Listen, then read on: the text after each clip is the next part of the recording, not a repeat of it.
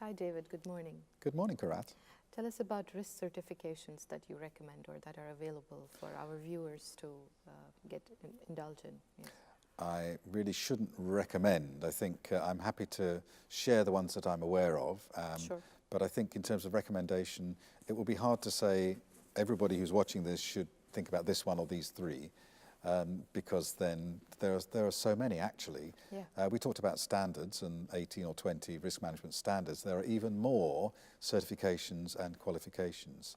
And on the Risk Doctor website, on the links page, there is a list of professional certifications that we maintain and keep up to date. And it's here, it's quite a long list. I mean, there's about 15 on this list, and this doesn't include everything. I mean, you told me when we were talking privately earlier of another one, a certification that you have in banking and finance risk, which I wasn't aware of. And so some of these are generic certifications and some of them are industry specific, are role specific. Yeah. But out of these, I think there are probably two or three that are worth highlighting.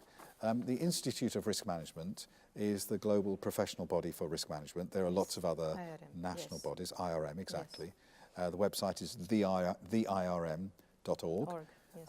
And they have two major risk qualifications that they offer. There's an international certificate in risk management and an international diploma in risk management. The certificate is the lower level. I think it lasts maybe a year to study, something like 5 modules.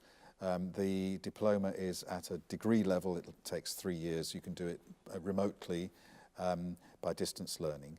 And it covers really the whole breadth. You have to end up doing some electives and a dissertation and so on.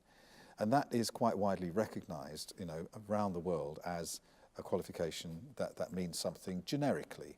And the electives that you choose can then be specific to financial risk or environmental risk or project risk and so on. So the IRM certainly is worth thinking about. I mentioned when we were talking about standards, the UK government has a standard called MOR, Management of Risk, and there are MOR qualifications. There's a foundation level qualification and a practitioner qualification, which are similar to other qualifications that UK government offers in, for example, PRINCE, a project management methodology. There's a foundational level and a practitioner level. So MOR qualifications are worth thinking about. One of the professional bodies, it's called PREMIER, the Professional Risk Management Managers International Association. Professional Risk Managers International Association.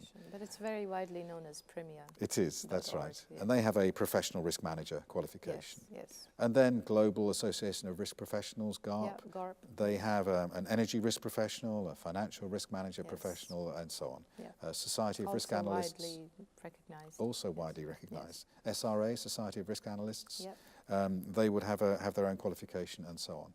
So all of these are available. Yes. It's hard to say any one is above any other, although I think the IRM one is quite widely recognized, the diploma particularly. The important thing with certifications is to know why you want to take it. Having letters after your name, it doesn't really mean you're competent. I have more letters after my name than I have in my name. Does that mean I can do a better job? Well, perhaps not. The idea of a certification, there's a difference between certification and qualification. You take a qualification to qualify you to do something. So after you've done the qualification, you can do it. Certification, you're certifying somebody who already knows how to do something. So you're saying, come and demonstrate to us your knowledge or your skills or your competence, and we will certify you as a competent professional in this area. So you know how to do something and you get certified. Or you take a qualification and then you know how to do something. And so certifications, in a sense, they don't add much value because you already know how to do it and then you get that certified. Although they do offer a sort of a recognized stamp of approval, if you like. But then you have to choose the certifications that other people will know and recognize. And that's the dilemma with having so many available. The one you told me you had taken, I hadn't heard of. So if you had said, oh, I've got this, I wouldn't know is that a good thing or a bad thing because I've never heard of it, which is my mistake and my shortcoming. So we do need to be careful in choosing certifications. They can be quite expensive and you need to know, why do I want this? What value is it going to add to my career or to my understanding? And maybe I should choose a qualification over a certification, because that will then qualify me to do Perhaps. something new. Yes. Yes. Yes. Thank you, David. Interesting, isn't it? Yes. Yes, very interesting.